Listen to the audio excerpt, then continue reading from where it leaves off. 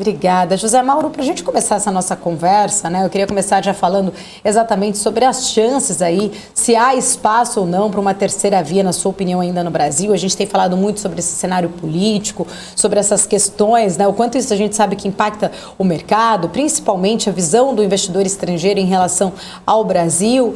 E aí, quando se fala em terceira via, a gente vê que até agora não há um nome, né? Não há um nome forte, não há nada definido. A gente sabe que aqui no Brasil existe uma visão de que tanto a esquerda quanto a direita estariam saturadas por boa parte dos eleitores. Muita gente esperava ter uma terceira via, mas parece que essa dificuldade de se encontrar um nome, de se estabelecer ali realmente a um partido que chegasse num consenso, fez com que, na verdade, muitos partidos, né, envolvidos nesse projeto começassem a desistir, enfraquecer de se encontrar essa terceira via e aí sim acabar, né, dando apoio ou para Luiz Inácio Lula da Silva ou para o presidente Jair Bolsonaro e enfraquecendo essa possível terceira via. Qual que é a sua análise, né, para este cenário que nós estamos vivendo?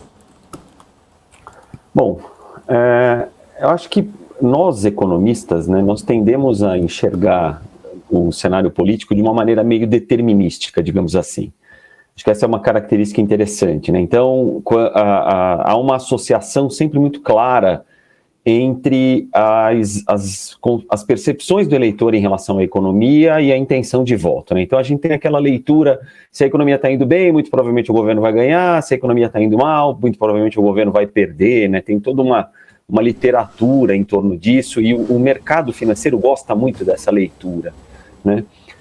Acho que o que é mais interessante em política, e ainda mais no processo eleitoral, é que ele não é tão determinístico assim, né? Olhando a posteriori, a gente consegue enxergar, algumas vezes, muitas escolhas dos agentes, dos atores políticos que acabaram determinando mudanças e viradas em resultados eleitorais. Eu acho que quando a gente está falando hoje em relação à probabilidade de sucesso do projeto da terceira via, ou, se é que se dá para chamar isso de projeto, né? Na verdade é uma intenção de muita gente, mas não é um projeto exatamente, ele depende muito, eu acho que hoje, né, agora em maio, sei lá, 5 a 6 meses da eleição, ele meio que depende do acaso que caracteriza todo o processo eleitoral. Quer dizer, se a gente for considerar especificamente as probabilidades que a gente tem hoje, efetivamente a eleição parece caminhar para um cenário de divisão entre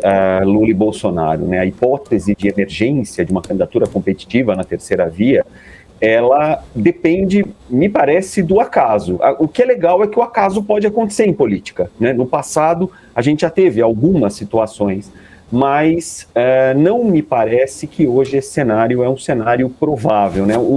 Você mencionou, inclusive, na questão, que há e as pesquisas identificam isso, né, uma certa insatisfação de segmentos da sociedade, tanto com o Lula como com o Bolsonaro. Mas o que é interessante é que essas mesmas pesquisas mostram que essa insatisfação, ela encontra abrigo do outro lado, né? E eu acho que esse é o ponto central, né?